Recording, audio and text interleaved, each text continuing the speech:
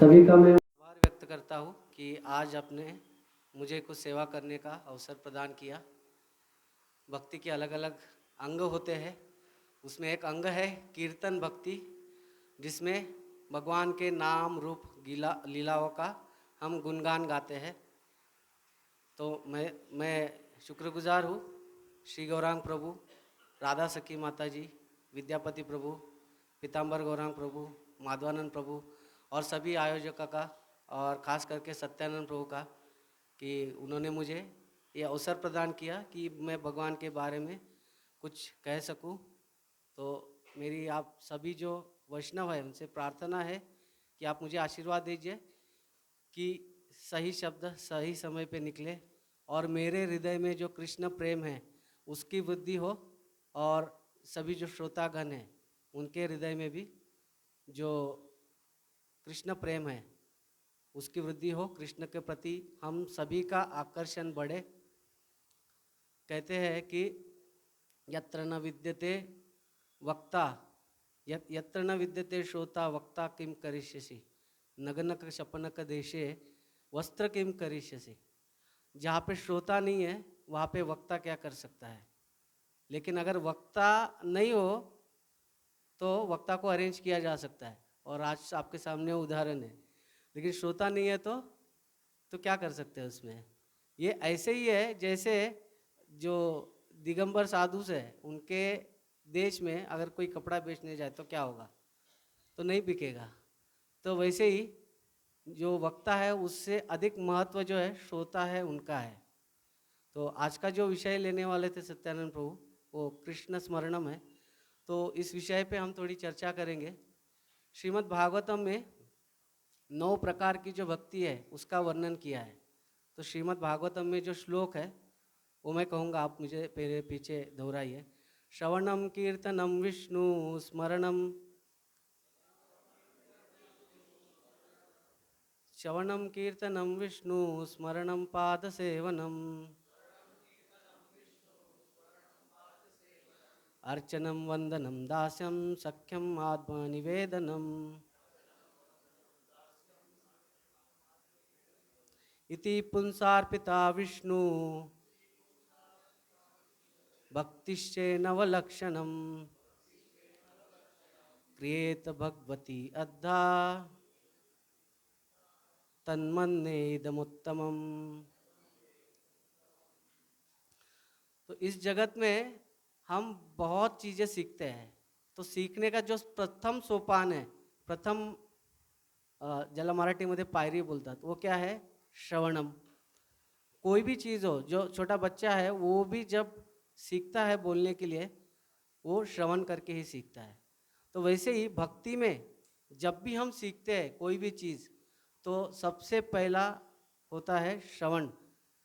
जो शुद्ध भक्त है, साधु संत है, उनसे जब हम श्रवण करेंगे तभी हम भगवान के बारे में जान पाएंगे, अन्यथा संभव नहीं है।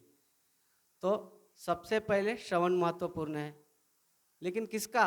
श्रवणम कीर्तनम विष्णु। जो बहुत सारे विषय है। अभी शनिवार को हम यहाँ पे सब लोग इकट्ठा हुए हैं। ये तो सैटरडे नाइट में हम बहुत कुछ चीज़ें कर सकते थे, लेकिन अभी हमारी भगवान विष्णु में थोड़ी सी श्रद्धा आ गई है, इसीलिए हम यहाँ पे आ गए हैं। तो भगवान के बारे में सुनना चाहते हैं। कीर्तनम, हम बहुत सी चीज़ों को ग्लोरीफाई करते हैं। अगर बाहर देखें तो अभी क्रिकेट का मौसम चल रहा है, बॉलीवुड है, हॉलीवुड है, बहुत कुछ चीज़ों के बारे में लोग उनका ग्लोरिफिकेशन करते, कीर्तन करते हैं। क्यों कर रहे हैं? क्योंकि वो नैसर्गिक वृत्ति है हम में। क्या नैसर्गिक वृत्ति है? कि हम कीर्तन करें, किसी का तो भजन करें, किसी को तो ग्लोरीफाई करें। तो ये जो वृत्ति है कहाँ से आ रही है? क्योंकि हम भगवान के दास हैं, उनसे आ रही है। तो कीर्तन तो करना ही है हमें, लेकिन किसका? श्रवणम कीर्तनम विष्णु, विष्णु का करना चाहिए। स्मरणम, भगवान का स्मरण करना चाहिए। अर्चनम, जो भगवान की जो है आराधना करनी चाहिए। वंदनम, भगवान को नमस्कार करना चाहिए। पाद सेवनम, भगवान के जो चरण है उनकी सेवा करनी चाहिए। अर्चनम वंदनम दास्यम, जो दास्यता है, जिसके उदाहरण हनुमान जी है, भगवान की सेवा हमें करनी चाहिए। और सख्यम, अर्जुन जी जिसके उदाहरण है, हमें भगवान को अपना सखा मानना चाहिए। और आत्मनिवेदनम, हमें हमारा जो तन मन और धन ये सभी भगवान को अर्पण करना चाहिए, जिसके उदाहरण अमरीश महाराज है। और इससे क्या होता है, भक्ति से नवलक्षणम, ये जो भक्ति के है 9 लक्षण है, लेकिन ये किसके प्रति होना चाहिए, इति पुंसार पिता विष्णु, ये विष्णु भगवान के प्रति ही होना चाहिए, ये अन्य किसी के प्रति नहीं होना चाहिए। अन्य किसी के प्रति होगा तो क्या होगा, हमारा आकर्षण उस ओर चला जाएगा। अथा तो ब्रह्म जिज्ञासा, अथा तो मतलब अभी हमें मनुष्य जीवन प्राप्त हुआ है, इसीलिए क्या करना है, ब्रह्म जिज्ञासा। ब्रह्म क्या है, परम सत्य क्या है, उसकी जिज्ञासा करनी है। तो अगर हमें हमारा जीवन का जो मकसद है, जो ध्येय है, उद्देश्य है, वो प्राप्त करना है, तो हमें भगवान के बारे में ही सुनना चाहिए। इससे क्या होगा, क्रिएत भगवती अद्धा तन्मन्ये इदम उत्तमम, हमारा जो भगवान के प्रति जो आकर्षण है वो बढ़ेगा, भगवान के प्रति जो प्रीति है वो बढ़ेगी। इसलिए जो भक्ति है ये 9 प्रकार से की जाती है। उसमें से एक अंग जो है वो है स्मरणम। तो स्मरणम क्या है, पहले तो ये देखना चाहिए कि भक्ति क्या है। जैसे योग शब्द है, युज धातु से आता है, और युज का मतलब है जोड़ना। तो हम जब भक्ति के मार्ग से जुड़ते हैं तो उसे भक्ति योग कहते हैं, जब ज्ञान से जुड़ते हैं तो ज्ञान योग कहते हैं, जब अष्टांग योग से जुड़ते हैं तो अष्टांग योग कहते हैं। हम जब परम सत्य पूर्ण पुरुषोत्तम भगवान से भक्ति के मार्ग से जुड़ते हैं तो उसे भक्ति योग कहते हैं। तो योग का मतलब है जुड़ना। लेकिन अभी भक्ति क्या है, भक्ति के बहुत सारे अर्थ है, लेकिन भक्ति ये जो शब्द है भज धातु से आता है, और भज ये सेवायाम धातु है। भज का मतलब क्या है, सेवा करना। तो भगवत गीता का जो 6ठे अध्याय का सबसे जो आखिरी श्लोक है, 47वां श्लोक, उसमें प्रभुपाद जी लिखते हैं कि भक्ति का मतलब होता है प्रेम करना और सेवा करना। इसीलिए अगर हम प्रभुपाद जी के किताबों में देखेंगे, उन्होंने हर जगह पे भगवान की प्रेममयी सेवा, लविंग डिवोशनल सर्विस, ऐसा ही लिखा है। तो भक्ति में ये 2 चीज़ें होनी आवश्यक है, तो ही वो भक्ति कहलाएगी। भगवान के प्रति प्रेम होना चाहिए और सेवा होना चाहिए। प्रेम करना और सेवा करना हमारा नैसर्गिक गुणधर्म है। कोई नहीं कह सकता कि मैं सेवा नहीं करता किसी की। कोई राष्ट्र की सेवा करता है, कुटुंब की करता है, राज्य की करता है। कोई कहता है कि नहीं, मुझे दास बनना अच्छा नहीं लगता है, मुझे बॉस बनना अच्छा लगता है। लेकिन अगर हम सूक्ष्मता से देखें, हम फिर भी दास है। किसके दास है, हमारे इंद्रियों के। इंद्रियों की तो सेवा करनी ही पड़ेगी। एक बार प्रभुपाद जी प्रवचन दे रहे थे और एक व्यक्ति उठा, उसने सवाल पूछा कि प्रभुपाद जी ये शरणागति वगैरह मुझे कुछ लेना देना नहीं है इससे, मैं किसी के शरण नहीं जाता, I am a independent man. तो प्रभुपाद जी ने कहा कि जब मृत्यु आएगी ना, उसको अपने आप तुम्हें शरण जाना पड़ेगा, आप वहाँ पे कुछ नहीं आर्ग्यू कर सकते। तो ये जो भौतिक प्रकृति है और भौतिक प्रकृति के नियम है, इससे तो हमें शरण जाना ही पड़ता है, इनकी सेवा करनी ही पड़ती है। तो क्यों ना हम अभी जो मनुष्य देह प्राप्त हुआ है इसमें भगवान की सेवा करें। अनंत जन्म हमने जो है गवाए हैं इस माया की सेवा करने के लिए। कम से कम इस जन्म में हम निश्चय करते हैं कि भगवान की सेवा करें। हाँ, ये कहना आसान है लेकिन करना बहुत मुश्किल है, क्योंकि ये जो प्रक्रिया है ये बहुत क्रमशः होती है, धीरे धीरे होते हैं, एकदम से नहीं होती है। लेकिन कम से कम हमें ये स्पष्ट होना चाहिए कि मुझे क्या करना है, उद्देश्य तो कम से कम क्लियर होना चाहिए। अगर उद्देश्य पता नहीं है तो हम उस ओर जाएंगे भी नहीं। तो इसीलिए प्रेम और सेवा करनी है तो भगवान की करनी है। तो स्मरणम का क्या अर्थ है, जो क्रियाएं हम मन से करते हैं भक्तिमय चीज़ों के लिए, भक्तिमय चीज़ जो करते हैं मन से, उसको स्मरण कहते हैं। स्मरण ही मन में ही होता है। इसका उदाहरण है प्रहलाद महाराज, जो कि भागवतम में दिया है कि वो स्मरण के आचार्य है। तो स्मरणम जब हम भक्तिमय कार्य में स्मरण करते हैं, भक्ति की एक जो व्याख्या है वो ये दी गई है कि सर्वोपाधि विनिर्मुक्त तत्परत्वेन निर्मलम ऋषिकेन ऋषिकेश सेवनम भक्तिर उच्यते। क्या है, सर्व उपाधि विनिर्मुक्त। सभी जो उपाधि है, अभी हमने उपाधि लगा के लिए कि मैं भारतीय हूँ, मैं पुरुष हूँ, मैं स्त्री हूँ, जो भी है, ये सारी हमारे शरीर की उपाधियाँ है। तत्परत्वे न निर्मलम, इससे हमें दूर जाना है, चित्त को निर्मल करना है। और ऋषिकेश, ऋषिकेन मतलब हमारी जो इंद्रिया है उससे, ऋषिकेश, और ऋषिकेश ईश का मतलब होता है नियंत्रक। तो भगवान जो है ये सारे इंद्रियों के नियंत्रक है, इसीलिए उनको ऋषिकेश कहते हैं। तो इस इंद्रियों के माध्यम से हमें भगवान की सेवा करनी है, और इसी को भक्तिर उच्चते, इसी को भक्ति कहते हैं। तो हमारी सभी को पता है कि पंच ज्ञानेंद्रिय है, पंच कर्मेंद्रिय है, लेकिन और एक महत्वपूर्ण इंद्रिय भी है जिसको हम मन कहते हैं। तो ये मन से भी हमें भगवान की भक्ति करनी है, लेकिन अल्टीमेटली हमें मन ही भगवान में लगाना है।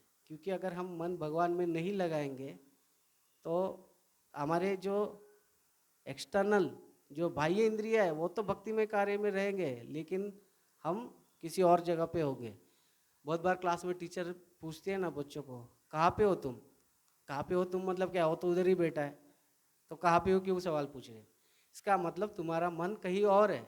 वैसे ही भक्ति में हम भक्ति तो करते हैं बाह्य दृष्टिकोण से, लेकिन हमारा मन भगवान में नहीं लगा है। लेकिन ये जो मन है भगवान में लगाना, स्मरणम करना, क्या सच में आवश्यक है? इसे नहीं लगाया तो क्या होगा? ये अगर कोई सवाल पूछता है तो उसको जीवन का उद्देश्य पता नहीं। तो पहला हम कारण देखेंगे कि भगवान के भक्ति में हमारा मन क्यों लगना चाहिए, क्यों भगवान का क्यों स्मरण करना चाहिए। तो सबसे पहले तो इस भौतिक जगत में बहुत सारे दुख हैं। भगवान जो 13वां अध्याय है उसके 8वें श्लोक से 12वें श्लोक तक ज्ञान का लक्षण बताते हैं। तो उसमें जो 9वां श्लोक है उसमें वो कहते हैं, इंद्रियार्थेषु वैराग्यम अनहंकार एव च जन्म मृत्यु जरा व्याधि दुख दोषानुदर्शनम। जन्म, मृत्यु, बुढ़ापा और व्याधि, ये जो 4 चीज़ें हैं, वो ये कहते हैं कि जो ये जानता है कि ये दुख रूप है, उसको भगवान कहते हैं ये ज्ञान का लक्षण है। तो ये कैसे ज्ञान का लक्षण है? क्योंकि हम देखेंगे आजू बाजू में बहुत सारे लोग हैं जो जन्म, मृत्यु, बुढ़ापा, व्याधि इसके प्रति बहुत ही अज्ञान में है। उनको लगता है कि सब लोग देख रहे हैं, सबको हो रहा है, लेकिन हमें नहीं होगा। और भगवान ये तक कहते हैं कि ये जो भौतिक जगत है ये दुखालय है। तो स्मरण करने से क्या होता है, हमारे जो जीवन के दुख है वो चले जाते हैं। तो आप कहेंगे ऐसा कैसे होता है, ऐसा कैसे संभव है? हम भक्ति में इतने सालों से है, माला कर कर के माला घिस गई, लेकिन फिर भी हमारे दुख नहीं जा रहे हैं। तो बहुत बार जब जीवन में दुख आते हैं तो हमारी जो श्रद्धा है भगवान से वो डगमगाने लगती है। हम भक्तों को कहते हैं मैं इतना भक्ति कर रहा हूँ फिर भी मेरे जीवन में जो दुख है आ ही रहे, जा नहीं रहे, क्या करे क्या। जब हमारी श्रद्धा डगमगाने लग जाए तब हमें समझना चाहिए कि तत्व ज्ञान का हमें ठीक से अध्ययन करना चाहिए। अगर हम तत्व ज्ञान को ठीक से जानेंगे तो दुख जो आ रहे हैं उसकी वजह से हमारी जो श्रद्धा है भगवान पे डगमगानी नहीं चाहिए, बल्कि बढ़नी चाहिए। तो आप कहोगे कैसे बढ़नी चाहिए? जो भी हम स्कूल में पढ़े हैं, कॉलेज में पढ़े हैं, तभी हम क्लास रूम में क्या करते हैं, बुक पढ़ते हैं। और बुक में क्या होता है, सिद्धांत होता है, थियरी होती है। और वही हम लैब में जाते हैं, लैब में क्या करते हैं, एक्सपेरिमेंट करते हैं, प्रयोग करते हैं, और उससे हमें पता चलता है कि हाँ ये सही है, ये जो थियरी है ये सही है, वो निष्कर्ष पे हम आते हैं। तो ये जो संपूर्ण जगत है ये किसने बनाया है? भगवान श्री कृष्ण ने बनाया। तो ये जो भौतिक जगत के जो निर्माता है वो क्या कह रहे हैं 8वें अध्याय के 15वें श्लोक में, मामुपेत्य पुनर्जन्म दुःखालयम अशाश्वतम न आपनवंति महात्मानम संसिद्धिम परमम गतम। ये जो भौतिक जगत है वो कैसा है, दुःखालय और अशाश्वत। ये बहुत बार क्या है भक्तों के समाज में हम ये जो श्लोक है ना सिर्फ 1/4 कोट करते हैं, और बार बार ये दुखालय अशाश्वत ये कह के हम बहुत ही इस भौतिक जगत के प्रति नकारात्मक भावना बना लेते हैं। लेकिन यहाँ पे हमें सोचना चाहिए कि भगवान जो कह रहे हैं दुखालय अशाश्वत है, लेकिन उनका जो मकसद है वो ये नहीं कहना है कि ये जो भौतिक जगत है दुखालय है तो अर्जुन तुम दुखी रहो। तो भगवान उनसे बाहर निकलने का मार्ग बता रहे। माम उपेत्य पुनर्जन्म दुखालयम अशाश्वतम न आपनवंती महात्मानम। वो व्यक्ति महात्मा है, न आपनवंती, ये जो इस भौतिक जगत में पुनः नहीं आता है। समसिद्धिम परमम गता, उसको सिद्धि प्राप्त होती है, परम गति प्राप्त होती है। तो भगवान का यहाँ पे मकसद ये है कि ये भौतिक जगत है, दुखालय है, लेकिन इससे बाहर निकलो। ये अर्जुन इस भौतिक जगत में मत फंसे रहो। लेकिन हमारा जो फोकस है केवल दुखालय में शाश्वतम पे रहता है, लेकिन भगवान की कृपा हम नहीं देख रहे। तो पहली बात तो हमें ये एकदम निश्चय होना चाहिए कि अरे भगवान ने कहा है दुखालय में शाश्वतम है, वो तो थियरी था ना गीता में। अभी मैं तो अनुभव कर रहा हूँ मेरे जीवन में, आदि भौतिक, आदि दैविक, आध्यात्मिक और क्या क्या जन्म मृत्यु जरा व्याधि सब कुछ अनुभव कर रहा हूँ। तो आप ही बताइए मुझे, भगवान का जो वचन है ये सत्य है, ये मैं अनुभव कर रहा हूँ जीवन में। हमारी श्रद्धा बढ़नी चाहिए कम होनी चाहिए? बढ़नी चाहिए। लेकिन कम क्यों होती है? क्योंकि हम भगवान को है ना हमारे चश्मे से देखते हैं। हम जैसे देखना चाहते हैं वैसे देखते हैं। हम चाहते हैं कि भगवान जो है हमारे जीवन में से जो दुख है वो हटाए। लेकिन अगर हम शास्त्रों के चक्षु से इस जीवन की ओर देखें तो हमारी श्रद्धा और बढ़ेगी। भगवान ने क्या उतना ही कहा है दुखालयम शाश्वतम? उतना ही नहीं कहा है। 9वें अध्याय के जो दूसरा श्लोक है उसमें कहा है राज विद्या राजगुह्यम पवित्रम इदम उत्तमम प्रत्यक्षावगमम धर्मम सुसुखम कर्तुमव्ययम। राज विद्या राजगुह्यम, ये जो है जो अर्जुन को बता रहे राज विद्या है, और ये गुह्य ज्ञान है, पवित्रम है, पवित्र है, इदम उत्तमम, ये सबसे उत्तम ज्ञान है, और प्रत्यक्षावगमम धर्मम, इसका हम प्रत्यक्ष रूप में हृदय में अनुभव कर सकते हैं। और वो अनुभव क्या है? सुसुखम कर्तुमव्ययम, ये सुसुखम है, इससे हम पूरी तरह से संतुष्ट हो सकते हैं। तो भगवान दोनों चीजें बता रहे हैं, ये दुख है ये भी बता रहे हैं, और इससे दुख से बाहर निकलने का मार्ग भी बता रहे हैं। तो हमारे जीवन में दुख आ रहा है तो अभी क्या करना चाहिए? जो भगवान की वाणी है उसका पालन करना चाहिए। भगवान ने गीता में 18वें अध्याय के 58 जो वर्ष है उसमें कहा है, क्या कहा है? मत चित्ता सर्व दुर्गानी मत प्रसादात् तरिष्यसि अत चेत्त्वम अहंकार न शोष्यसि विनश्यसि। तुम अगर अहंकार वश मेरा जो आदेश है उसका पालन नहीं करोगे तो क्या होगा? विनश्यसि, विनाश हो जाएगा। क्या उनका जो आदेश है वो क्या है? मत चित्ता, तुम मेरा स्मरण करो, मत चित्ता सर्व दुर्गानी, ये जो मुश्किल ऐसा जो दुर्ग है जिसको पार करना बहुत ही मुश्किल है, मत प्रसादात, मेरे प्रसाद से मेरी कृपा से तरिष्यसि, आप तर जाओगे। तो भगवान का चिंतन करने से हम इस भौतिक जगत रूपी दुखों में से बाहर निकल सकते हैं। तो ये कौन कह रहे हैं? स्वयं योगेश्वर भगवान श्री कृष्ण कह रहे हैं। इसमें भगवत गीता में क्लियरली कहा है भगवान ने। तो ये जो दुख है कैसे जाएगा हमारे जीवन में से? भगवान की अगर इच्छा हो तो जो बाह्य परिस्थिति है उसको बदल देंगे। क्यों नहीं हो सकता? भगवान चाहे तो कुछ भी हो सकता है। भगवान बाह्य परिस्थिति को बदल सकते हैं। लेकिन अगर बाह्य परिस्थिति नहीं भी बदलती है तो भगवान क्या करेंगे? हमें अंदर से उनके स्मरण में इतना आनंद प्रदान करेंगे कि हमें वो जो बाह्य परिस्थिति है ना उसका कुछ फर्क ही नहीं पड़ता है। सुख आते हैं, दुख आते हैं, इन आते जाते सुख दुख में क्या होगा? परिस्थिति क्या होगा? हम मस्त रहते हैं। ये सुख आएंगे जाएंगे, इससे कुछ नहीं फर्क पड़ता है।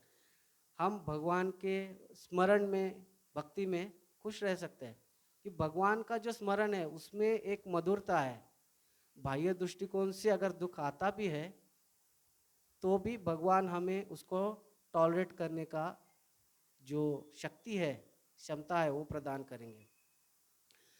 उदाहरण के लिए जैसे स्कूल में टीचर है, अभी तो मारना बहुत कम हो गया, मतलब अभी स्कूल में टीचर ने अगर बच्चों को मारा तो कंप्लेंट लेके आते पेरेंट्स, लेकिन पहले तो हमने भी बहुत मार खाया है। तो टीचर तो बहुत मारती थी, बट जो छड़ी होती है उससे हाथ पे मारती थी।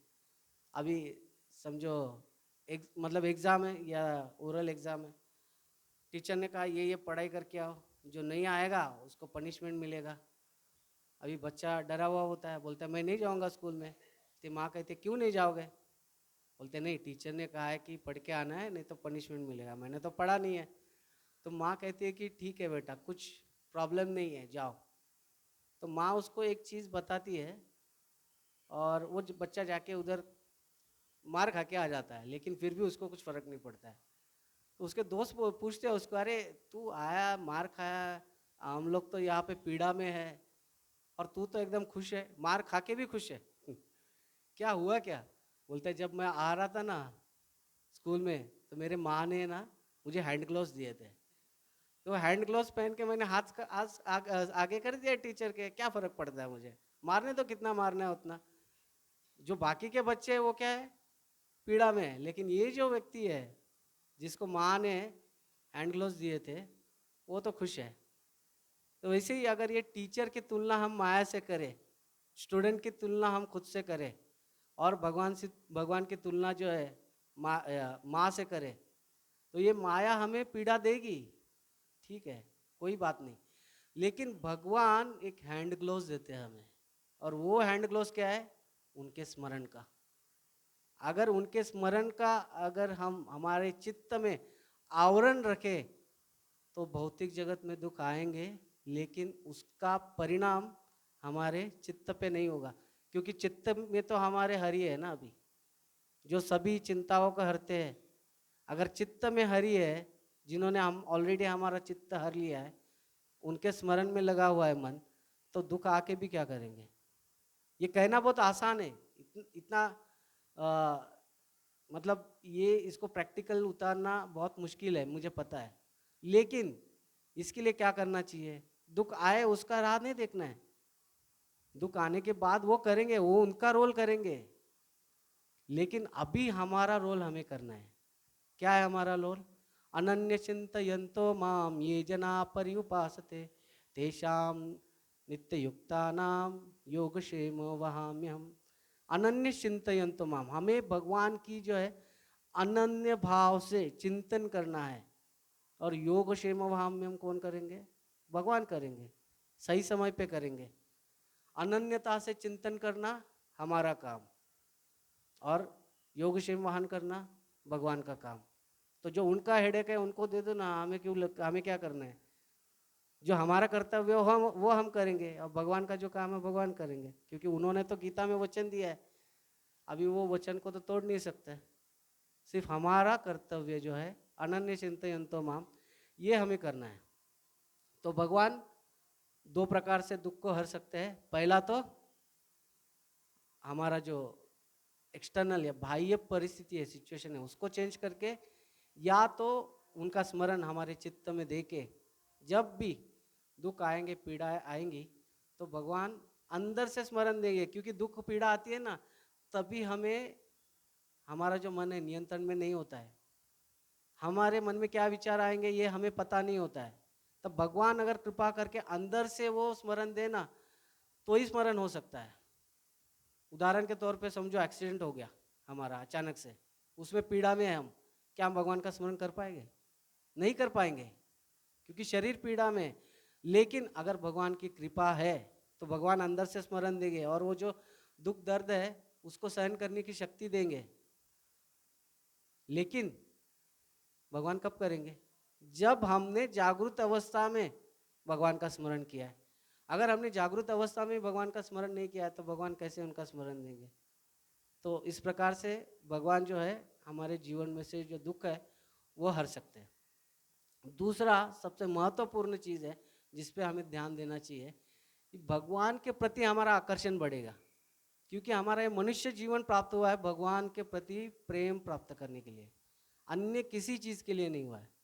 तो भगवान के प्रति अगर हमारा प्रेम नहीं है तो हम संतुष्ट नहीं हो सकते, क्योंकि उपनिषद कहते हैं रसो वैस रस ही एवं लब्ध्वा जीव सुखिना भवंती। जो भगवान श्री कृष्ण है वो रस स्वरूप है, और ये जो रस की प्राप्ति जब जीव को होती है तभी सुखी ना भवंती, जब तभी जीव जो है पूरी तरह से सुखी हो सकता है। हम इस भौतिक जगत में सुख प्राप्त करने का प्रयास करते हैं, लेकिन सुख को ढूंढते ढूंढते हम सूख जाते हैं, लेकिन सुख नहीं मिलता है। हम सुख का पता ढूंढते ढूंढते खुद लापता हो जाते हैं, लेकिन फिर भी पता नहीं मिलता है। इसीलिए हमें जो भगवान है उनके प्रति प्रेम अगर उत्पन्न हुआ तो हम पूरी तरह से संतुष्ट हो सकते हैं, ये याद रखना है। और इस भौतिक जगत में सुख नहीं है, अगर सुख है भी तो क्षणिक है। इसीलिए भगवान कहते हैं दूसरे अध्याय में, मात्रा स्पर्शस्तु कौन्तेय शीतोष्ण सुख दुखदा आगमा पाइनो नित्य ताम तितिक्षस्व भारत। क्या कह रहे?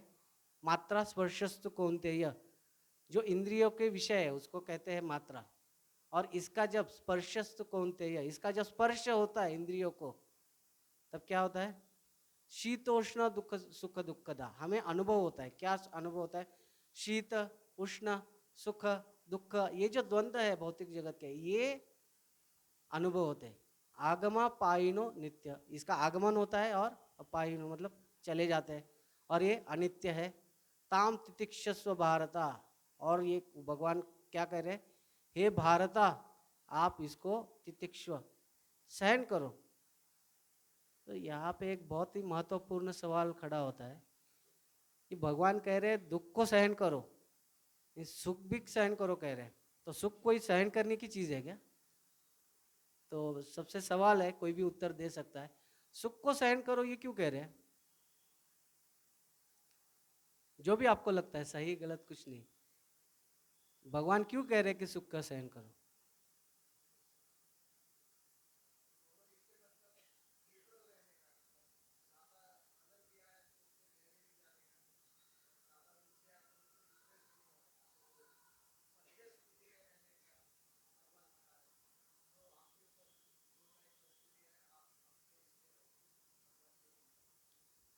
हाँ, मध्य स्थिति में रहना बहुत ही अच्छी चीज़ है, लेकिन उसका कारण क्या है? क्यों मध्य स्थिति में रहना है?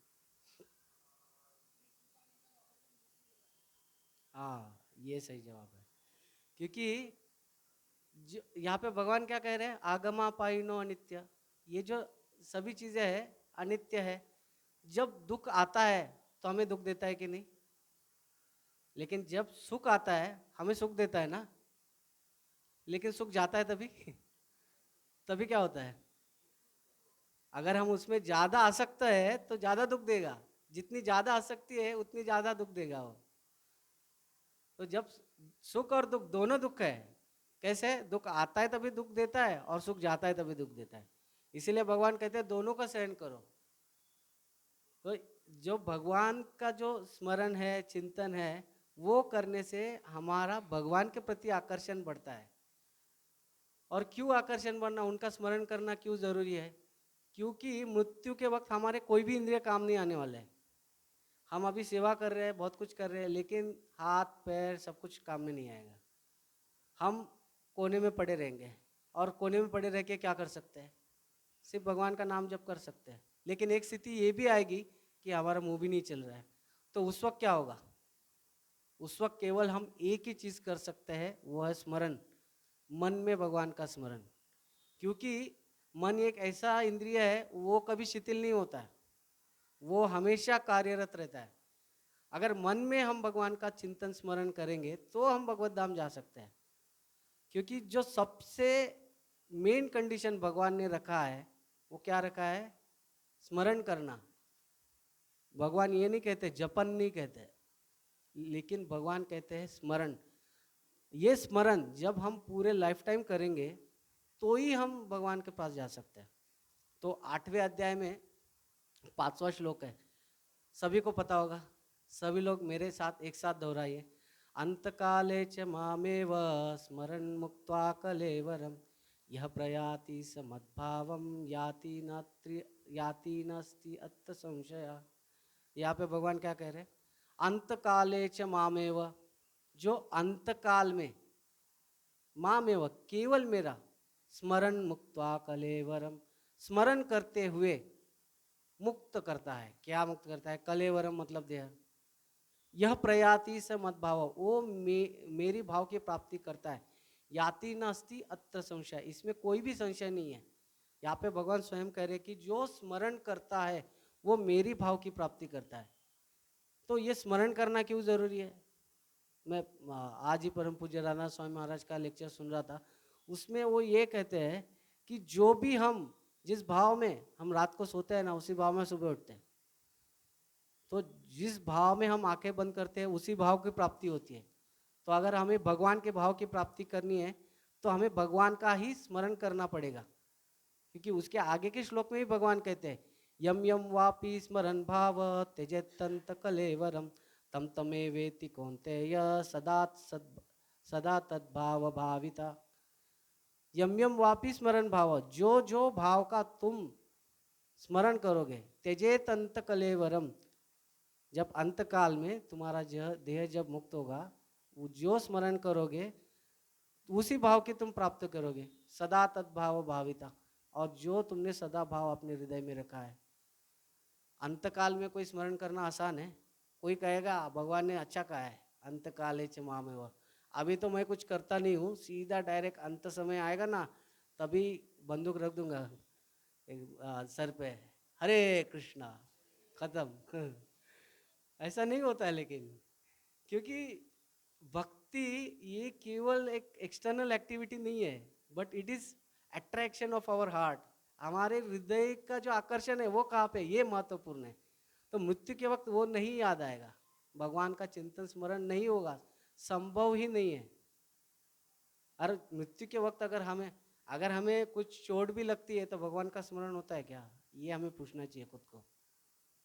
तो मृत्यु के वक्त तो इतनी पीड़ा होती होगी, उस पीड़ा में भगवान का स्मरण होना संभव है?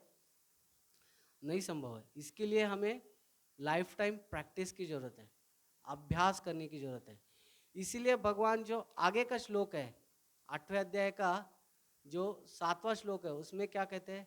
तस्मात् सर्वेषु कालेषु माम अनुस्मर युध्य च मयि अर्पित मनोबुद्धि मामे वैश्यत्य संशया। क्या कहते हैं? हे अर्जुन, मृत्यु के वक्त स्मरण करना आसान नहीं है।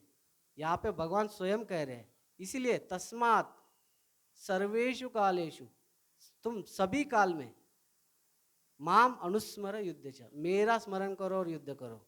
मयि अर्पित मनोबुद्धि, तुम्हारे मन और बुद्धि मुझ में अर्पण करो, और मामे वैश्यत्य संशया, इसमें कोई संशय नहीं कि तुम मेरे पास आओगे।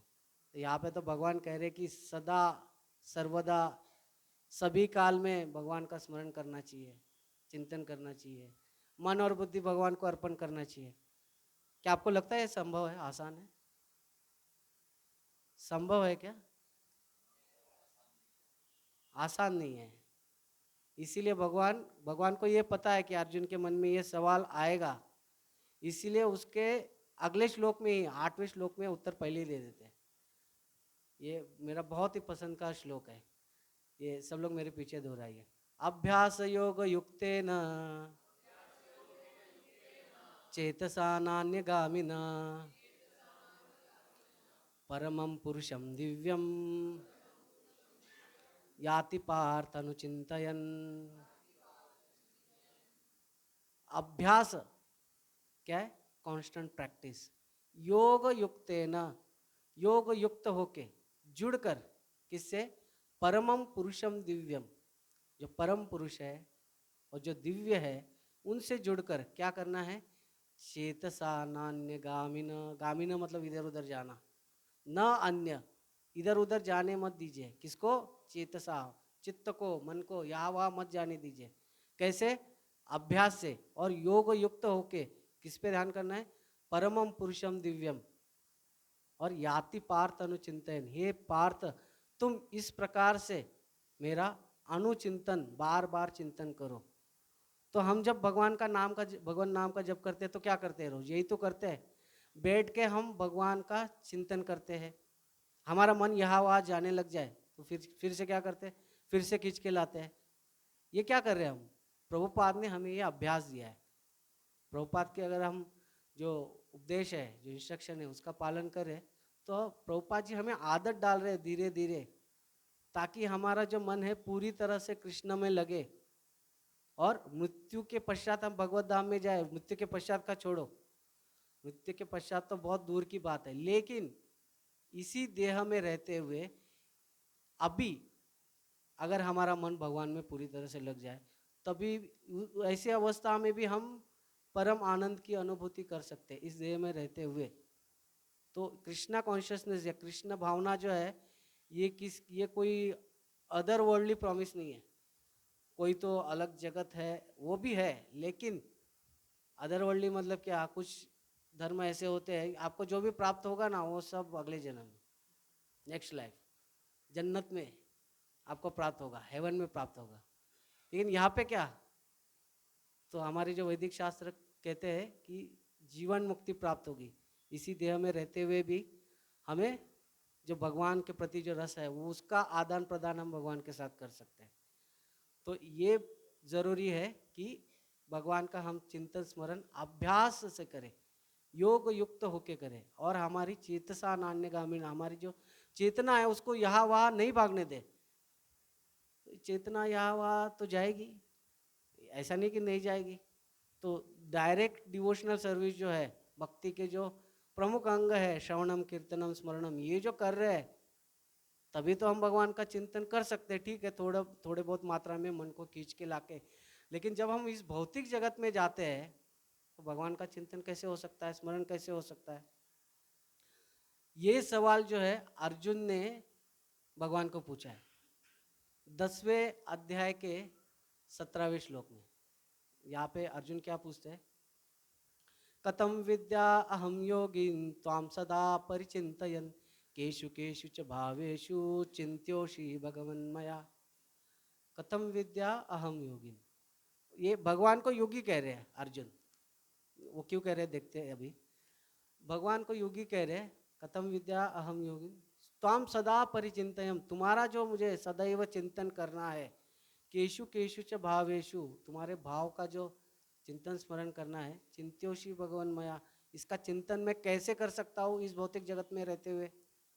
अभी यहाँ पे बहुत ही इंटरेस्टिंग वर्ड यूज किया है अर्जुन ने भगवान को, योगी का है। योग, भगवान तो योगी कैसे? सभी योगी तो भगवान को प्राप्त करना चाहते हैं, लेकिन यहाँ पे जो भगवान को अर्जुन योगी कह रहे हैं, ये बहुत प्रेम पूर्वक कह रहे हैं। वो क्या कह रहे हैं? आप तो मुझे कह रहे हो आपसे जुड़ने के लिए, लेकिन आप क्या कर रहे हो? आप मुझसे जुड़ने के लिए क्या कह रहे हो, मतलब क्या कर रहे हो खुद?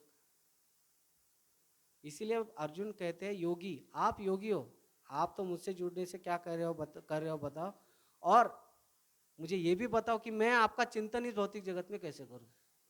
इसीलिए भगवान जो है उसके बाद पूरा विभूति योग का वर्णन करते हैं ये अध्याय के समाप्ति तक, 42वें श्लोक तक। और थोड़ा सा वर्णन विभूति योग का 7वें अध्याय में भी आता है, श्लोक क्रमांक 8, 9, 10, 11 में। ये सारे विभूतियों को वर्णन करने के बाद भगवान क्या कहते हैं? यत् विभूति मत्सत्वं श्रीमतूर्जितमेव वा तत्तदेवावगच्छत्वं मम तेजो वंश संभवम। यत् विभूति मत्सत्वम, ये जो विभूतियाँ है ये मेरी विभूतियाँ है, लेकिन वो क्या कहते हैं? मम तेजो अंश संभवम, जो ये मेरे तेज का केवल अंश है। ये मेरे तेज का अंश है मतलब क्या? भगवान में जो सुंदरता है, जो भी सुंदर चीज़ें हमें दिख रही है, जो भी आकर्षक दिख रही है, वो भगवान से ही आती है। लेकिन जो भी आकर्षक चीज़ें इस भौतिक जगत में है, वो केवल भगवान के आकर्षण का एक अंश मात्र है। इस भौतिक जगत में हम देखते हैं कि बहुत सारे लोग सुंदर होते हैं, तो हमारा मन उनकी ओर आकर्षित होता है। तो ये जो भगवान अर्जुन ने जो सवाल पूछा है ना, बहुत ही व्यवहारिक सवाल पूछा है, प्रैक्टिकल है कि ऐसा होता है तो क्या करना चाहिए। हमें ये सोचना चाहिए कि ये जो आकर्षक जो व्यक्ति दिख रहा है, ये इसलिए है कि भगवान श्री कृष्ण आकर्षक है, और ये जो आकर्षक जो अट्रैक्टिवनेस है वो भगवान से आ रहा है। तो अगर ये व्यक्ति इतना अट्रैक्टिव होगा तो भगवान कितने अट्रैक्टिव होंगे, वो कितने आकर्षक होंगे। तो इसीलिए जो भी आकर्षक चीज इस भौतिक जगत में है सभी कुछ भगवान से आते हैं, लेकिन सभी आकर्षक चीजें हमें भगवान की ओर नहीं लेके जाते हैं। जैसे कि शराब है, शराब में भी अट्रैक्टिवनेस है, शराबी इसीलिए तो उसकी ओर अट्रैक्ट होता है। तो क्या शराब हमें भगवान की ओर लेके जाएगी? नहीं, हमें वो भगवान से दूर लेके जाएगी। तो हमें इस भौतिक जगत में जागरूक रह के ये ये सोचना है कि कौन सी चीज़ें मेरे भक्ति के लिए अनुकूल है। मैं फिर से दोहराता हूँ, इस जगत में जब कोई आकर्षक चीज़ हमें दिखती है तो हमें जागरूक रह के इस चीज़ का निर्णय करना है कि कौन सी चीज़ हमारे भक्ति के लिए अनुकूल है, कौन सी चीज़ हमें भक्ति में आकर्षित करेगी और भगवान के करीब लेके जाएगी। ऐसे आकर्षक चीज़ों का हमें अनुकरण करना है, उसको अपनाना है, और ऐसी चीज़ जो प्रतिकूल है उसको त्याग करना है। तो इसीलिए ये जो on the way to Krishna ये जो बुक है उसमें प्रभुपाद जी ने कहा है कि एक कोई व्यक्ति है उसको शराब पीने की आदत है, एडिक्टेड है। तो प्रभुपाद कह रहे हैं ठीक है, आप छोड़ नहीं सकते ना, आप ये सोचो कि Krishna is the taste of the wine, और फिर आप पियो। एक प्रभुपाद जी कह रहे हैं Krishna is the taste of the wine, इससे क्या होगा? वाइन पीने से हमें कृष्ण प्राप्त हो गए? क्या कहना आपका? क्या प्रभुपाद जी ये कहना चाहते कि आप वाइन पियो? ऐसा नहीं कह रहे हैं। वो कह रहे कि जो अट्रैक्टिवनेस है उसमें आप चिंतन करो कि ये कृष्ण की ओर से आ रहा है, तो वो चिंतन से क्या होगा? कम से कम चिंतन के लिए हम भगवान को थोड़ा तो जगह दे रहे हैं हमारे हृदय में। अभी तो भगवान की जगह कितनी है? बहुत थोड़ी सी। बाकी विषयों की जगह कितनी है? बहुत बड़ी। मतलब बहुत सारे लोगों के हृदय में अभी जगह भी नहीं होगी भगवान के लिए। लेकिन अगर कोई इस माध्यम से भी भगवान को जगह देता है हृदय में, तो भगवान का स्वभाव ऐसा है, जो मत्स्य अवतार में किया था ना, व्यापक व्यापक व्यापक बनते गए। और वैसे ही जो वामन अवतार में किया, वैसे ही भगवान हमारे हृदय में भी व्यापक व्यापक व्यापक होते जाएंगे। और एक परिस्थिति ऐसी आएगी कि हमारे हृदय में भगवान ही भगवान होंगे। तो ये जो भगवान की जो विभूतियाँ है उनको देख के हमें भगवान की ओर आकर्षित होना चाहिए। बहुत बार हम कृष्ण भक्ति में आते हैं, लेकिन हम इस भौतिक जगत के बारे में बहुत ही डिसमिसिव हो जाते हैं, बहुत ही नकारात्मक बन जाते हैं। हमारे जो रिश्ते हैं, नाते हैं, उनके प्रति भी हमें क्या लगता है, ये तो माया है। तो गौरांग प्रभु मजाक में बताते हैं, जब बच्चे आते हैं नया नया ज्वाइन करते हैं और वो जब घर में जाते हैं वो कुछ अलग ही कहने लग जाते हैं, हम आत्मा है, कृष्ण की भक्ति करनी चाहिए। तो माँ कहती है क्या हो गया बेटा तुम्हें? बोलते नहीं, ये कृष्ण की भक्ति करनी चाहिए, ये सब माया है। बोलते अरे मैं तुम्हारी माँ हूँ। माँ नहीं, तुम माया हो। तो ये जो तत्व ज्ञान है ना, उसका हम गलत तरीके से अप्लाई करते हैं हमारे जीवन में। लेकिन अगर हम इसको सर्वसमावेशक दृष्टिकोण से देखें, भगवान ये नहीं चाहते कि हम इस भौतिक जगत के प्रति नकारात्मक भाव रखें। भगवान ये चाहते हैं कि हम इस भौतिक जगत में भी उनको देखें। इसीलिए तो 10वां अध्याय कहा है ना भगवान ने। तो जब भगवान हमें प्रेम करते हैं, कैसे जान सकते हैं हम? कोई जानने का तरीका नहीं है। भगवान को तो हमने देखा नहीं है, उनके बारे में केवल सुना है और उनका कुछ अनुभव नहीं है। भगवान जो हमसे प्रेम करते हैं उसके सबसे करीबी है ना माँ का प्रेम है। माँ हमसे कितना प्यार करती है। ध्रुव महाराज का जो प्रसंग है भागवतम में, उसमें जब उनका अपमान होता है पिताजी की ओर से, वो बहुत ही नाराज होते हैं। और माँ उनको क्या कहती है, आपको मैं क्या प्रेम दे सकती हूँ? ऐसे मेरे जैसे हजारों माँ जितना आपको प्रेम नहीं दे सकते ना, उतना आपको भगवान विष्णु दे सकता है। तो आप भगवान विष्णु की भक्ति करो। एक माँ का जो प्रेम है उसको माया के तौर पे देखने के बजाय, एक पत्नी का प्रेम है, बच्चों का प्रेम है, या हमारे जो सहयोगी भक्तगण हैं उनका प्रेम है, एक माया के तौर पे देखने के बजाय अगर हम इसको सर्वसमावेशक दृष्टि से देखे कि ये जो प्रेम है भगवान की ओर से ही आ रहा है, क्योंकि मुझे भगवान प्रेम करते हैं, इसका जो उसका जो अंश है इन व्यक्तियों के माध्यम से प्रकट हो रहा है, और मैं उनकी ओर जो आकर्षित हो रहा हूँ उसके वजह से हो रहा है। अगर ये इतना प्रेम मुझे दे सकते हैं, अगर मुझे माँ का तो प्रेम सभी को अनुभव है, अगर माँ इतना प्रेम दे सकती है तो सोचिए भगवान कितना प्रेम करती होगी। तो ये सब चीज़ें जो है हमें आकर्षित करती है। इसका जो चिंतन है ये करने से, इसको देखने से हमारे भगवान के प्रति जो स्मरण है वो तीव्र होना चाहिए, इंटेंसिफाई होना चाहिए, ना कि इस भौतिक जगत की ओर हमें आकर्षित होना चाहिए। तो इसमें ना बहुत ही एक पतली रेशा है। क्या पतली रेशा है? कभी कभी हम ये मेंटली सोच सकते हैं कि अरे ये सब तो भगवान की ओर से आ रहा है, और उसमें हम आसक्त हो सकते हैं। और दूसरी चीज़ है कि इस भौतिक जगत में जो आकर्षण है उसको हम पुनः निर्देशित कर सकते हैं कृष्ण की ओर। ध्यान से सुनिए मैं क्या बोल रहा हूँ। ये पतली रेशा क्या है? इस भौतिक जगत में ये सब भगवान का है सोच के हम उसमें आसक्त हो सकते हैं। और दूसरा है कि इस भौतिक जगत का जो आकर्षण है उसको हम पुनः निर्देशित कर सकते हैं कृष्ण की ओर। तो ये हम कैसे समझ सकते हैं कि इसमें मैं आसक्त हो रहा हूँ या कृष्ण के प्रति और भी मतलब उनके प्रति भक्ति बढ़ रही है? अगर कोई भी आसक्ति है हमारे जीवन में, अगर हमें भक्ति से शिथिल कर रही है, वे भक्ति से तो हर एक चीज़ दूर नहीं लेके जाती। अगर वो gross violation of regulatory principles ना हो तो जो सत्व गुण में है वो चीज़ें हमें भक्ति से दूर नहीं लेके जाती। लेकिन क्या उस चीज़ में मैं इतना आसक्त हो रहा हूँ, क्या मैं मेरी जो बेसिक भक्ति है उसको करने के लिए समय दे पा रहा हूँ? वो करने के वक्त क्या मेरी आसक्ति सामने आ रही है? अगर नहीं हो रही है तो हम कृष्ण की ओर आकर्षित हो रहे हैं।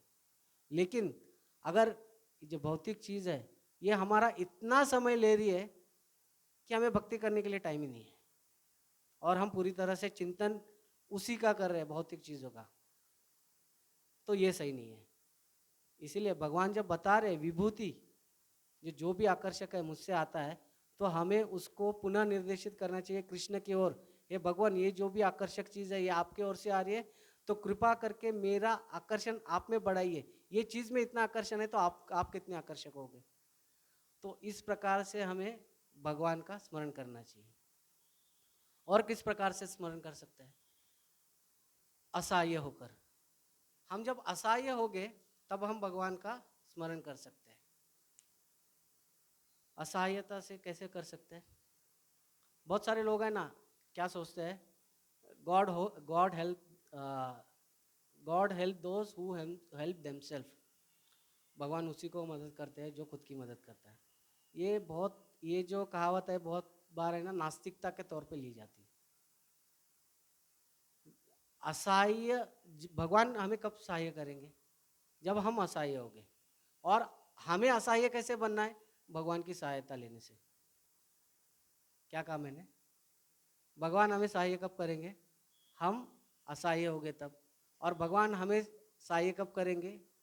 जब हम उनकी सहायता लेंगे तभी असहाय होंगे। लेकिन हम भगवान की सहायता नहीं लेते हैं, बल्कि इस भक्ति का आडंबर करते हैं और मैं कितना बड़ा भक्त हूँ ये दिखाने का प्रयास करते हैं। गले में माला है, तिलक है, धोती कुर्ता है, इतने साल हो गए भक्ति में। तो जिस भक्ति के कार्य से हमारे हृदय में विनम्रता बढ़नी चाहिए, उसी भक्ति के कार्य से अहंकार बढ़ रहा है। इसीलिए परम पूज्य राधा स्वामी महाराज का जो सबसे पसंद का जो श्लोक है, जो बहुत बार पुनः पुनः दोहराते हैं प्रवचनों में, कौन सा है? त्रिनादपि सुनिचेना तरोरपि सहिष्णुनाम अमानीन मानदेन कीर्तनीय सदारी। ये जो श्लोक में जो विनम्रता बताई है चैतन्य महाप्रभु ने, वो परम पूज्य राधानाथ स्वामी महाराज को बहुत अच्छी लगती है। वो कहते हैं ये जैसे हमारे गले में ये माला है, तुलसी की माला, ये क्या है? हमारा आभूषण है। वैसे ये जो श्लोक है इसको हमें आभूषण के तौर पर धारण करना चाहिए।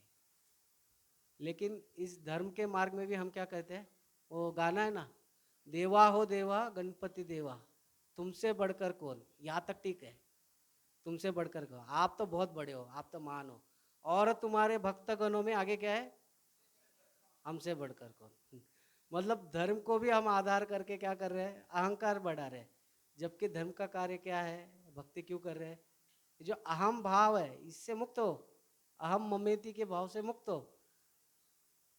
तो हम जब असहाय महसूस करेंगे कि इस भौतिक जगत में मैं बिल्कुल असहाय हूँ भगवान, तो आप ही मुझे सहाय करें, आप अगर सहाय करेंगे तो ही मैं इस भौतिक जगत से निकल सकता हूँ। ये जो असहायता है, इस भाव में जब हम भगवान को पुकारेंगे तब भगवान आ सकते हैं। ये असहायता द्रौपदी में थी। गोविंद दामोदर स्तोत्र में एक बहुत ही सुंदर श्लोक है, आप पीछे दोहराइए। अग्रे कुरुनामथ पांडवाना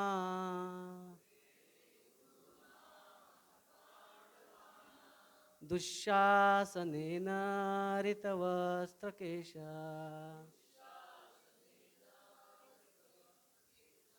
कृष्णा तदा क्रोशदनन्यनाथ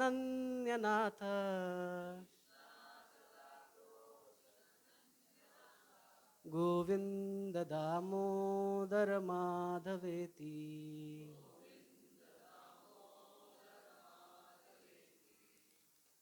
अग्रे कुरुणाम अथ पांडवानाम, कुरुओं के सभा में दुशासनेन ऋतवस्त्र केश, केश और वस्त्र को पकड़ के द्रौपदी को दुशासन ने सभा में लाया। तभी द्रौपदी ने क्या किया, कृष्णा, कृष्णा ये जो नाम है द्रौपदी का है, तदा क्रोशद अनन्यनाथ, उन द्रौपदी ने पूरी तरह से भगवान की शरण ली और उसने उसने भगवान को जोर से पुकारा, गोविंद दामोदर माधवेति।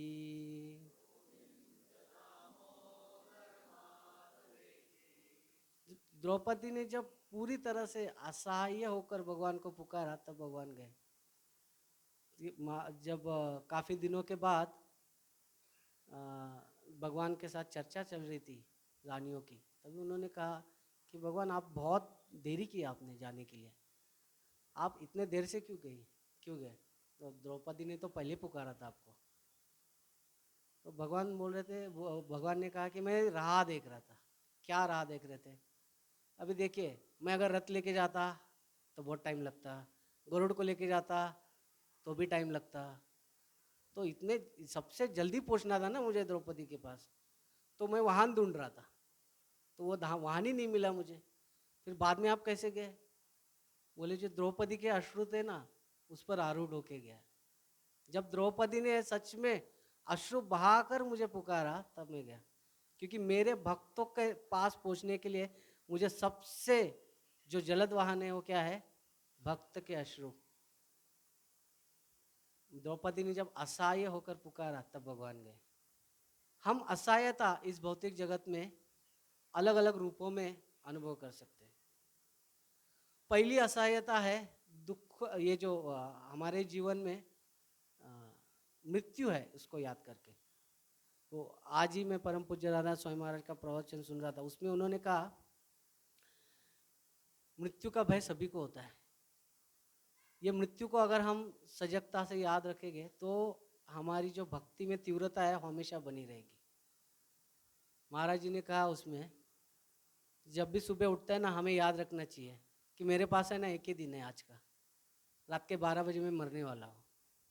तो भगवान के बारे में जितना चिंतन करना है उतना आज करना है। बोले अगर किसी को पता हो कि वो रात को 12 बजे मरने वाला है तो क्या वो किसी के साथ झगड़ा करेगा, क्या वैष्णव अपराध करेगा, क्या फालतू की बहस करेगा, नहीं, क्योंकि उसको पता है मुझे जाने वाला हो तो मुझे ज़्यादा से ज़्यादा भगवान का चिंतन करना है। बहुत ही सुंदर पॉइंट कहा उसमें महाराज ने कि अगर कोई मृत्यु का चिंतन करता है, वो लोग कहते हैं कि भयभीत भयभीत हो जाओगे, तुम हमेशा भय में रहोगे। महाराज जी कहते हैं लेकिन अगर हम मृत्यु का चिंतन सही स्पिरिट में करते हैं तो हम भयभीत नहीं रहेंगे, अभय प्राप्त होगा। और यही भजन उन्होंने कोट किया, भजहु रे मना श्री नंद नंदन अभय चरणारविंद रे। तुम्हें अभय प्राप्त होगा, भगवान महाराज जी कहते हैं। कैसे अभय प्राप्त होगा? उन्होंने एक उदाहरण दिया कि एक बच्चा है, गाड़ी जा रही है 100 के ज़्यादा स्पीड से, और बच्चा गाड़ी में से झांक रहा है, उसको कोई बहने लग रहा है, वो सोच रहा है कि मैं कूद जाऊंगा, कोई प्रॉब्लम नहीं है। लेकिन जो माता पिता है उसको रोकते हैं, उसको भय दिखाते हैं, तुम मत जाओ इधर, तुम जाओगे तो मृत्यु हो सकता है, मत झांको इसमें से। उसके बाद उसके हृदय में मृत्यु का भय उत्पन्न होता है, और वो झांकने का प्रयास नहीं करता है, गाड़ी का स्पीड देके रुक जाता है, और वो अंदर बैठता है ना, तभी पूरी तरह से अभय प्राप्त होता है। समझ रहे? उसको सही मायने में अभय कब प्राप्त होता है? गाड़ी के अंदर जब झांक रहा था तो वो उसका अज्ञान था, जब गाड़ी में बैठा तभी उसको अभय प्राप्त हो गया, और जितने देर तक वो गाड़ी में है उसको भय करने की कोई आवश्यकता नहीं है। तो इसीलिए महाराज जी कह रहे हैं कि अगर हम भगवान का चिंतन कर रहे हैं, मृत्यु के बारे में सजग है और भगवान का चिंतन कर रहे हैं, तो हमें भयभीत होने की जरूरत नहीं है। जबकि लोग कहते हैं आप लोग हरे कृष्णा वाले मृत्यु के बारे में बात करते हैं और क्या करते हैं, भयभीत करते हैं लोगों को। ये नेगेटिव चीज़ों के बारे में क्यों बात करनी है? नहीं, हम नकारात्मक चीज़ों के बारे में बात नहीं कर रहे। हमें हमारा जो मुख्य हेतु है कृष्ण को ग्लोरीफाई करना है। हम इस भौतिक जगत की नकारात्मकता जो है उसका उपयोग कर रहे हैं कृष्ण के सकारात्मक कृपा के लिए। इस भौतिक जगत की नकारात्मक का उपयोग कर रहे हैं हम कृष्ण की सकारात्मकता के लिए, क्योंकि उनकी कृपा हमें प्राप्त करनी है। हमारा उद्देश्य ये नहीं है कि मृत्यु का चिंतन करना है, और मृत्यु का चिंतन भी करें तो कैसे करें? भक्तों के संग में चिंतन करना है, मतलब उसके ऊपर ध्यान नहीं रखना है। जैसे कि कोई डॉक्टर के पास पेशेंट जाता है, क्या होता है डॉक्टर के पास पेशेंट गया तो डॉक्टर बोलता है ये दवाई लो, वो बोलता है मुझे कोई बीमारी नहीं तो क्यों लूँ। अगर वो सोचता है मुझे कोई बीमारी नहीं है तो वो अज्ञान में है। लेकिन डॉक्टर कहता है कि देखो ये दवाई लो, उससे आप ठीक हो गए, ये देखो आपको ये लक्षण है, ये आपके शरीर में ये पीड़ा है, तो वो पीड़ा के प्रति सजग अगर होगा तभी वो दवाई लेगा। लेकिन पीड़ा के प्रति अगर सजग नहीं है तो दवाई भी नहीं लेगा।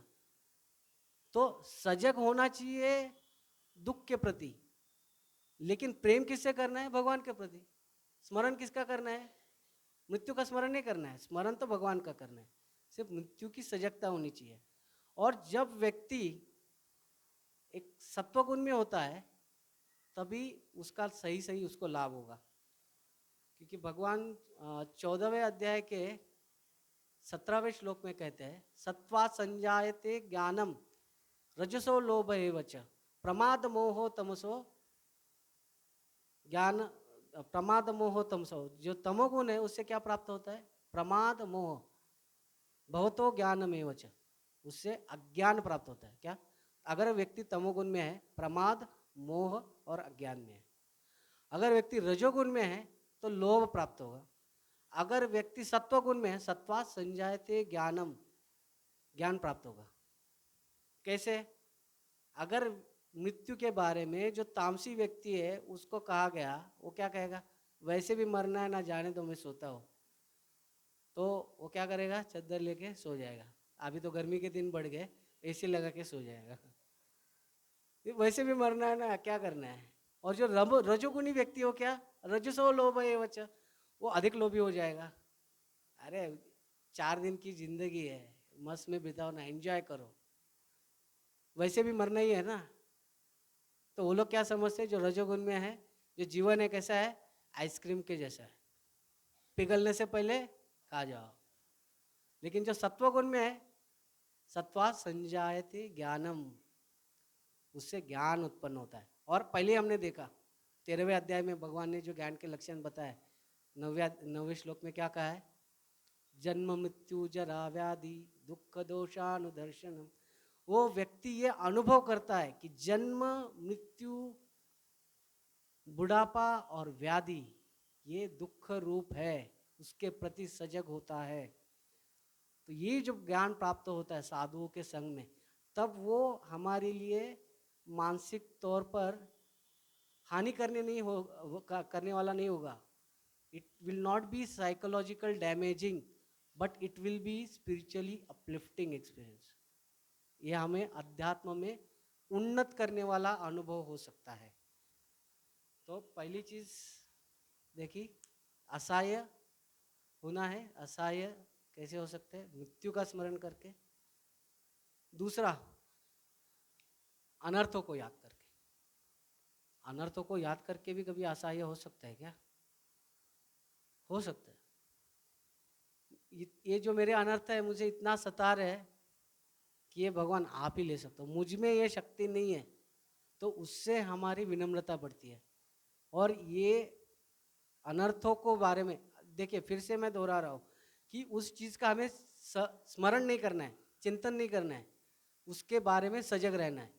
पेशेंट जो है वो बहुत ही केयरफुल रहता है, कॉशियस रहता है मेडिसिन लेने के लिए, डॉक्टर के इंस्ट्रक्शन फॉलो करने के लिए, लेकिन पेन के प्रति अवेयर होता है. So we should be aware about death, we should be aware about our अनर्थास. ये जो अनर्थ है उसके प्रति सजग होना है, लेकिन उसका चिंतन करते नहीं बैठना है. तो सजग होना है, ये भगवान के प्रति प्रार्थना करनी है विनम्रता से कि भगवान आप मुझे ये अनर्थ जो है इसमें से निकालिए. इस विनम्रता के साथ अगर हम भगवान का स्मरण करेंगे तो भगवान उससे हमें बाहर निकालेंगे. और सबसे एक आखिरी पॉइंट बोलता हूँ, उसके बाद रुकेंगे. भगवान का जो स्मरण है, जब तक हमारे हृदय में स्नेह नहीं है तब तक नहीं हो सकता है. तो भगवान का प्रेम हमारे हृदय में स्नेह कैसे उत्पन्न हो सकता है? जब हम साधुओं से सुनेंगे, उनके प्रति जब हम श्रवण करेंगे. किसी व्यक्ति के प्रति, कॉलेज में जो बॉयज़ गर्ल्स होते हैं, एक दूसरे के प्रति आकर्षण बढ़ता है तो क्या होता है? लड़का जो है लड़की के बारे में सब कुछ जानना चाहता है. इसका नाम क्या है, कहाँ रहती है, कितने भाई बहन हैं, घर में कौन है, माता पिता का नाम क्या है, कौन से जाति की है, कौन से कुल की है. जब छोटा बच्चा रहता है ना, वो माँ के पास जाता है, बोलता है मम्मा आई लव यू. मम्मी भी बोलती है आई लव यू. थोड़ा बड़ा होता है ना, माँ के पास जाता है, बोलता है मम्मा आई लव यू. बोलते कितने पैसे चाहिए. थोड़ा और बड़ा होता है ना, जाके बोलता है मम्मा आई लव यू.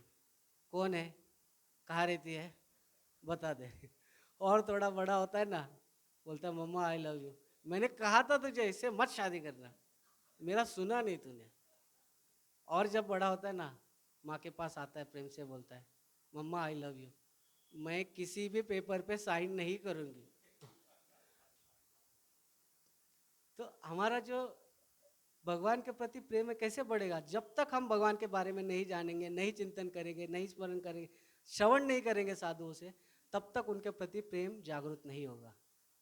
तो ये जो स्नेह है भगवान के प्रति कैसे जागृत हो सकता है, उसका जो है उदाहरण देखेंगे और उसके बाद हम विराम लेंगे. गोविंद दामोदर स्तोत्र में एक श्लोक है, मुझे बहुत ही अच्छा लगता है. इसमें बिल्वमंगल ठाकुर क्या कहते हैं, सब मेरे पीछे दोहराएंगे. विक्रेतु कामा खिल गोप कन्या,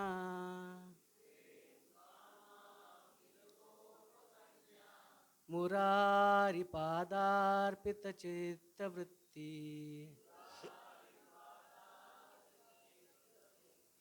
दद्याधिकं मोहवशातो च,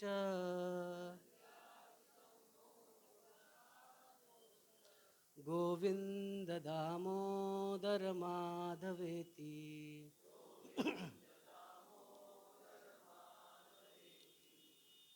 यहाँ पे क्या कह रहे हैं? विक्रेतु कामा, कामा मतलब इच्छा से, विक्रेतु बिक्री करने की इच्छा से, खिल गोप कन्या, सारी जो गोप कन्याएं है वो निकली. बिक्री करने के लिए निकली है, लेकिन उनका जो चित्त है वह कहाँ पे? हमने क्या कहा था पहले? हमारा जो चित्त है किस में होना चाहिए? भगवान में होना चाहिए, कृष्ण में होना चाहिए. इनका जो चित्त है कहाँ पे? मुरारी पादार्पित चित्त वृत्ति, जो चित्त वृत्ति है पूरी तरह से, जो मुरारी है भगवान, भगवान का एक नाम मुरारी है। क्यों? क्योंकि उन्होंने मुर राक्षस का वध किया था। आर्य मतलब शत्रु, और जो मुर राक्षस का शत्रु है मुरारी, ये जो मुरारी है उनके पादार्पित, उनके चरणों में पूरी तरह से अर्पित है। और दध्याधिकम, और जो दधी दही है, और अधिक मतलब दही से बनी, दूध, दही, माखन, छाछ, जो घी, ये सारी चीज़ें जो है दध्याधिकम मोह वशात ओजत, मोह के वश में आ गई और क्या कहने लगी। अभी उनको क्या कहना चाहिए? ओचत मतलब बोलने लगी। क्या बोलने लगी? दही, दही ले लो, छाछ ले लो, घी ले लो, दूध ले लो, ये कहना चाहिए ना। लेकिन क्या कहने लग गई? गोविंद ले लो, दामोदर ले लो, माधव ले लो, गोविंद दामोदर माधवेति, दामोदर माधवेति। योग शास्त्र है ना, उसमें क्या कहा गया है? योग चित्त वृत्ति निरोध।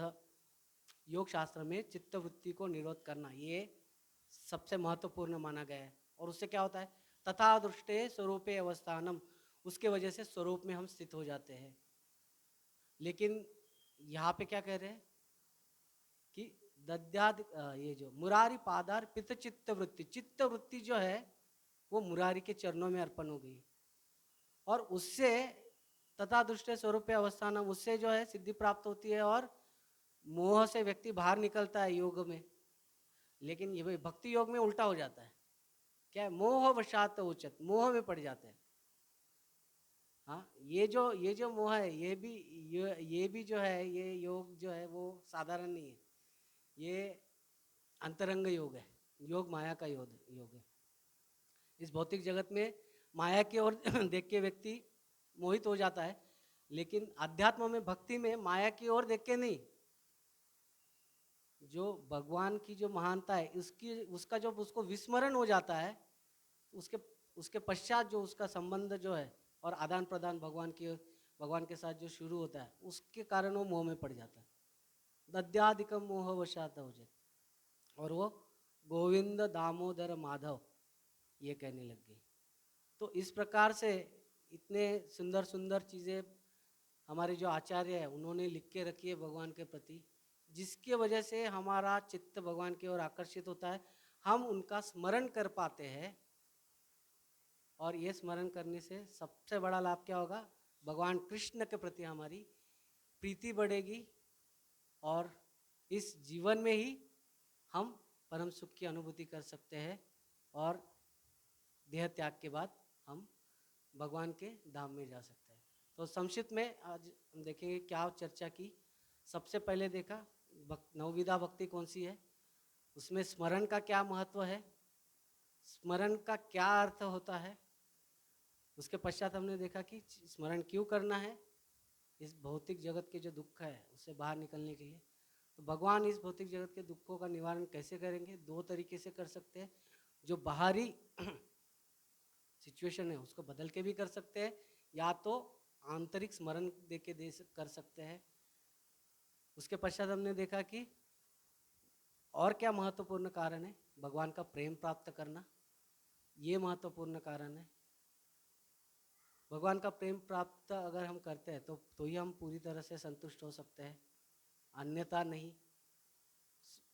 भगवान के जो स्मरण है वो क्यों करना है, तो उसके लिए हमने 8वें अध्याय के कुछ श्लोक देखे कि कैसे अंत काल में स्मरण करते तो भगवान के पास जाते हैं, लेकिन ऐसा संभव नहीं होता है। इसीलिए तस्मात् सर्वेषु कालेषु, हर बार स्मरण करना चाहिए, और वो भी संभव नहीं है। इसलिए दिन में थोड़ा समय निकाल के अभ्यास योग युक्त है ना, योग युक्त होकर अभ्यास करना चाहिए।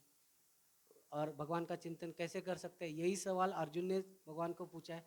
इस भौतिक युग में, भौतिक जगत में जो विभूतियाँ है उनको देख के हम आकर्षित हो सकते हैं। ये सारी भौतिक जगत में जो चीज़ें हैं, आकर्षक चीज़ें भगवान से आती है, लेकिन सभी चीज़ें भगवान की ओर नहीं लेके जाती है। इसलिए हमें भगवान की ओर, भगवान के भक्ति के प्रतिकूल जो चीज़ें है उसको त्याग करना है, जो अनुकूल आकर्षक चीज़ें उसको ग्रहण करना है, और इस भौतिक जगत में भी भगवान का जो आकर्षक अट्रैक्टिवनेस है वो देखते हुए हम आसक्त हो ना जाए, इसीलिए भी हमें केयर करना है, इसका भी चिंतन करना है। उसके बाद हमने देखा कि कैसे हम असहाय हो सकते हैं द्रौपदी के जैसे, अगर हम जो मृत्यु है उसका चिंतन करें, अनर्थों का चिंतन करें, चिंतन नहीं कहना चाहिए, सजग रहे उसके प्रति, तो हम भगवान का आश्रय ले सकते हैं, भगवान का स्मरण कर सकते हैं। और भगवान का जो स्मरण है जब तक हमारे हृदय में स्नेह नहीं है तब तक नहीं कर सकते। और ये भगवान का स्नेह हमारा तभी जागृत होगा जब हम भगवान के बारे में सुनेंगे। तो उसके लिए हमने जो गोविंद दामोदर स्तोत्र है, इसके जो कुछ श्लोक है, 2 श्लोकों के बारे में वर्णन किया। तो भविष्य में कभी समय मिले तो भगवान के प्रति स्नेह कैसे उत्पन्न हो सकता है इसके बारे में और भी विस्तृत चर्चा करेंगे। हरे कृष्ण।